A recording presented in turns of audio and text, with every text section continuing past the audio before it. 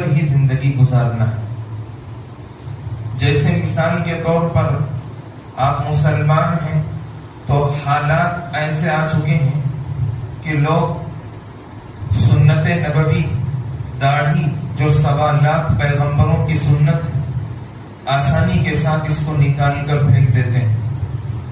یوں لگتا ہے کہ وہ اللہ سے اگریمنٹ کروا کر لائے ہیں کہ اے اللہ، جس دن تیرا اعلان ہوگا، قیامت کی صبح ہوگی، اس وقت تک مجھے زندگی ملی ہوئی ہے، اس وقت تک میں اپنا اگریمنٹ کروا کر لایا ہوں۔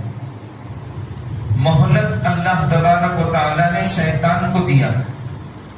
شیطان اللہ سے مہلت مانگا ہے اور مانگنے کی وجہ بھی بتا دیا ہے کہ اے اللہ، میں جو مہلت آپ سے مانگتا ہوں، اس مہلت سے میں امت کے ہر فرد کو کلمہ طیبہ لا الہ الا اللہ محمد رسول اللہ پڑھنے والے کو میں ولولاتا رہوں گا، اور اس کے دل کے اندر ایمان کی نفرت پیدا کرتا رہوں گا۔ اللہ تبارک و تعالیٰ نے اسے ڈھیل دیا ہے، تو اس ڈھیل کا مطلب نہیں کہ ہمیں بھی ڈھیل دیا گیا ہے۔ ہم انسان ہیں، شیطان نہیں۔